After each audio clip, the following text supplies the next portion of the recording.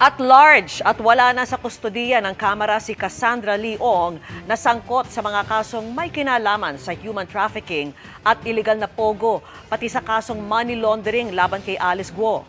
Tinutugis na siya ng mga otoridad at nakatutok si Mariz Umali. Sa pagdinig ng Senado para sa proposed budget ng Department of Justice para sa taong 2026, laking gulat ng mga senador nang mabunyag na nakalabas na pala sa detention si Cassandra Leong.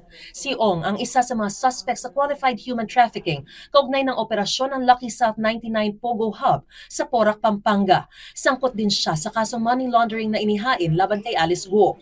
Si Cassandra Leong po ba, under detention pa rin ba siya ngayon, Mr. Chair?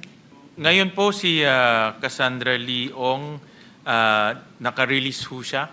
No? So hindi siya Paano po nangyari yon, Mr. Chair? Mr. President, actually nagulat rin ako. Mr. Chair. Pareho ho tayo nagulat kasi tinututukan ho natin tong case. Dinetain ng Kamara si Ong noong Agosto at Setyembre noong 2024 dahil sa hindi niya pagsusumite ng mga dokumento na hinihingi sa kanya ng Quadcom noon. Dahil sa kanyang medical condition, nilift ng komite ang contempt order sa kanya noong December 2024 na nagbigay daan para makalaya siya.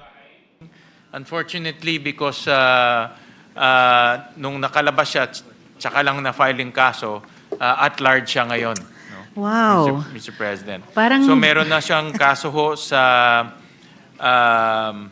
RTC Branch 157 of Pasig. Ito po yung human trafficking case involving the Lucky South 99 compound in Porac. So paano na po magiging katulad ba sa sitwasyon ng gobyerno kay Harry Roque na hindi present yung tao para humarap sa proseso? Paano pong mangyayari ngayon, Mr. Chair, kay Cassandra Leong? The same po with Harry Roque. Since Opo.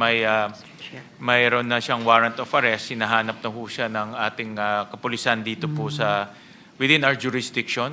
Pinapa-verify ko lang ho sa BI kung nakalabas na or nakatakas na. But automatic naman po yung whole departure order. Alright. No? So pinapa-verify lang po kung nakawala na. Kumukuha pa raw ng impormasyon ng Bureau of Immigration kaugnay sa Lucky South 99 kay Cassandra Leong at pati kay Harry Roque na agad naman daw isusumite sa Senado. Para sa GMA Integrated News, Mariz Umali, nakatutok, 24 oras.